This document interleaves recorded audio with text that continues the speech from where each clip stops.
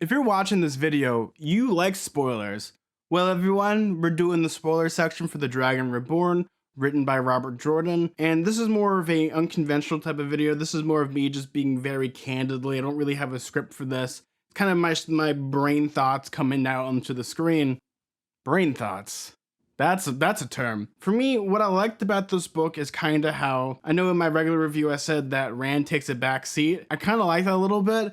He's going on a super journey to get this magical sword to defeat pretty much evil itself, which is really cool. But I like all the main characters that we get. I think more importantly for my favorite character when it comes to this is actually Matt. I love they got rid of that gosh darn dagger because it is the absolute worst thing so far, and they get rid of it and they make Matt almost this different character that has this innate ability of being super lucky with chance. And I think that's so much fun.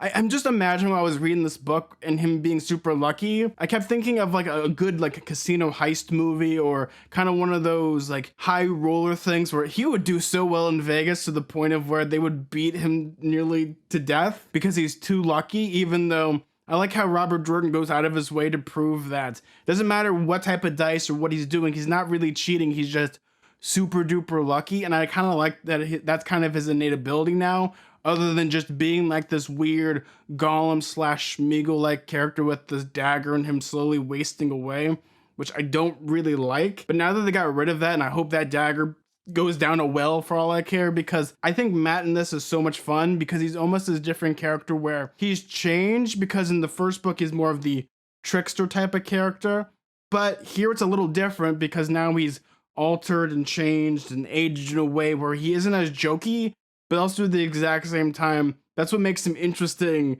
is that he kind of doesn't have this magical abilities. I guess, yeah, he has the horn which he can blow, but it's one of those things where it isn't really in the forefront as much as he's just there as a tool, which for me, I really, really like that we have a character like this who has this urgency, but also he's inherently lucky, but doesn't like to be lucky somewhat, and he kind of now uses it in his advantage. I really like that a lot. The other character that I really, really liked in this book was Perrin. I love him. He might actually be one of my favorite characters with Nenev, because when it comes to him, I like his blacksmithing abilities. I kind of like how he's this person that's both a wolf person, but also he kind of is conflicted. And I like how this book focuses both on Matt and Perrin in pretty much almost the exact same way, where they're trying to figure out their place within the world. Whereas when it comes to Perrin, he had this occupation and he's kind of frustrated in many ways because he's now in charge of this weird grand scheme of things that he really doesn't have much control over, and that he has these magical abilities and he's trying to prove himself in many different ways, which for me, I really, really like. I think one of my favorite chapters so far within the series is that there's this chapter where Perrin is just trying to get his mind off of things and he finds a blacksmith and he just starts making stuff. For me, I love that because it gives us a moment to really characterize this character and pretty much give him humanity in a way of just, you know, he doesn't have to swing swords, he doesn't have to swing axes, he doesn't even have to turn into a wolf. He just needs to focus on what he's doing, and I kind of love this type of lull period that we get, especially when it comes to him and his relationship with, oh my gosh, he's got two friends. He's got Min, and then he's got Falcon Lady. I'm so sorry. I just finished this book and my brain's just putty a little bit. But I kind of love those relationships and kind of how he has this predestiny, which I find to be so fun and so interesting, especially when it comes to the tonal shift within the story, how it opens up in the winter. It's like super grisly and grim, but then the tone changes once they get away and they have to go to Tyr, and things kind of converge in a way that are a lot of fun. And sometimes it's fun, sometimes I hate it, because the things that I hated about this book is actually all the Tar Valon stuff. Now, we're going to bring up Tar Valon really quickly because I did not know this, because I have gone out of my complete way to avoid spoilers or people talking about Wheel of Time until this one moment where I saw the map for Tar Valon and my brain melted, and I sent it to 4 people and said, what does this look like? Yeah, I don't have to elaborate. Oh man.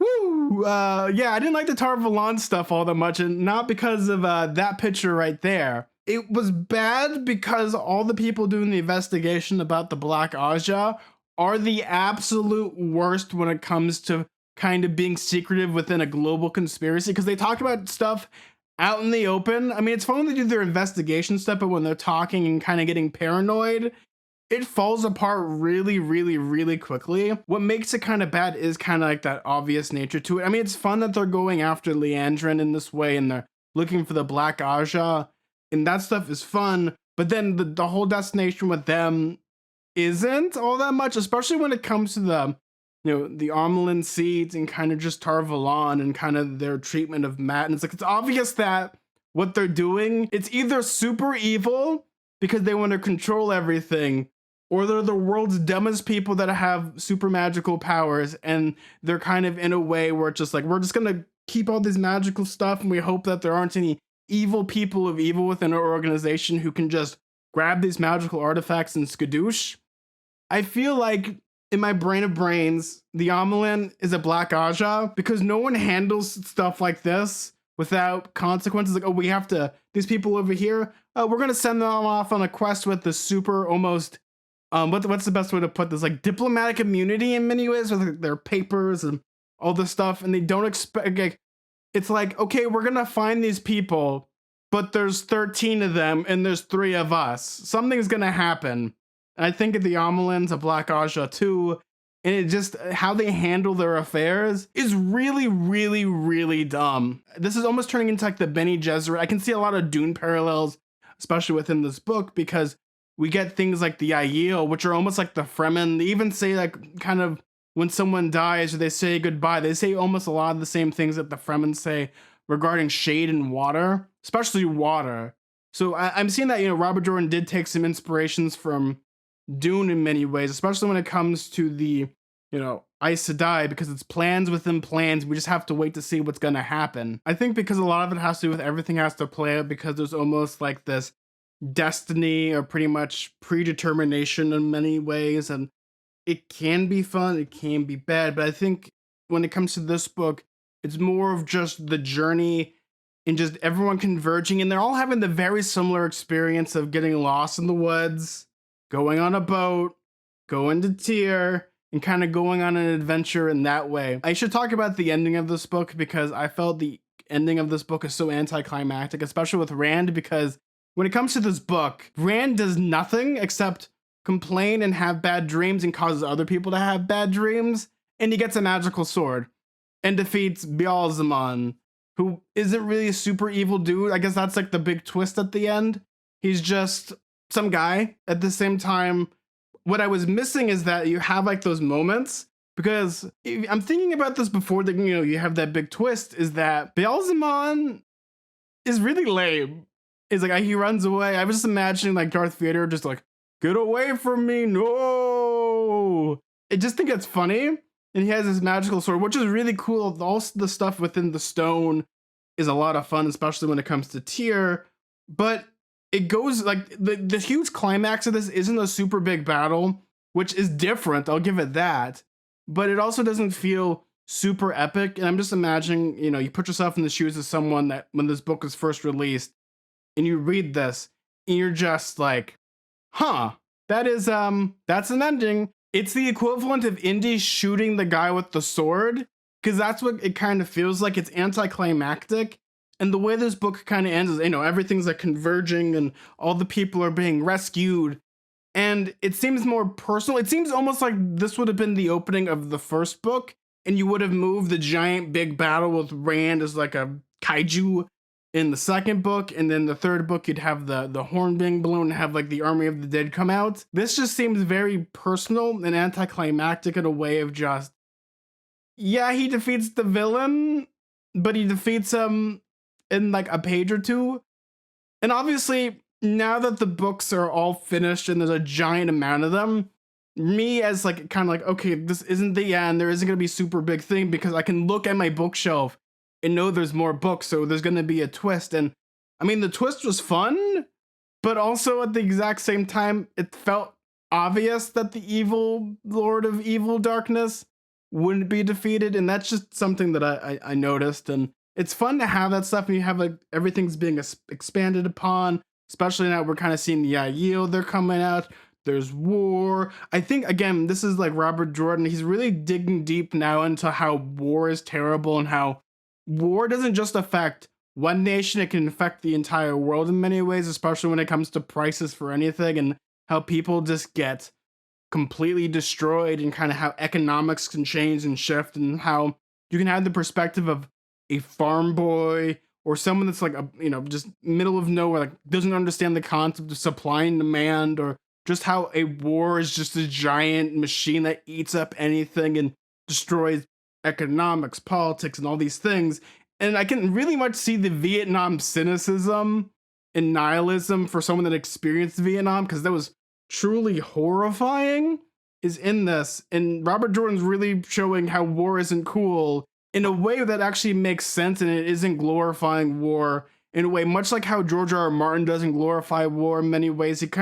You have these two people that are very similar in many ways. Not to say their content's similar, but kind of their worldview in many ways, of just how you don't glorify war, but you have these sprawling war epics in many ways to show just how horrible war can be. And when it comes to fantasy, I think it's a really good tool. It can really show how war is hell. I mean, if we look at J.R.R. Tolkien, the First World War messed him up and the whole generation.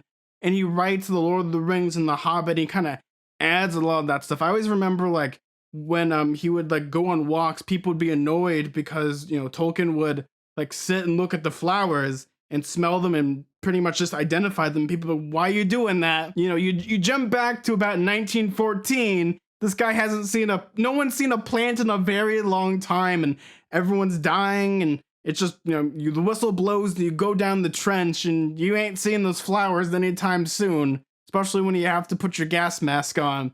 But it's kind of like one of these things. I think this book does a really good job depicting how war is bad. And for me, I really, really, really like that, especially when it comes to this book. And I mean, I have a lot more to say, but it's one of these things that's going to probably grow and expand while I read more of the books, because I'm going to be reading more of the books. And for me, I am so excited because I am the farthest I've ever been, because I've tried to read The Wheel of Time 4 or 5 times. I usually peter out between the second book and the third book a little bit, just because I'm like, I don't really know what's going on. But since doing middle fantasy, I've kind of gotten into the groove of like really reading a book and really putting myself out there and kind of throwing myself into a world, especially deep diving into fantasy. I'm seeing a lot of great things about this. So I'm going to keep continuing. Well, I think that's going to be it for today, because it is hot. It is 100 degrees. My air conditioning's off and I'm slowly melting, or I might be in hell. Who knows? Well, everyone, thank you all so much for watching. If you like this video, maybe consider subscribing down below. I would really appreciate that. It really helps me out with like boosting my numbers up and getting more people to watch the stuff and kind of build this community up, because I love the community that I've built up, especially within YouTube and just me being myself and being goofy. But thank you all so, so much. Well, everyone, like always, may your food and drink ever be tasteful, and may your books be filled with fantasy and adventure. Bye, everyone. See ya.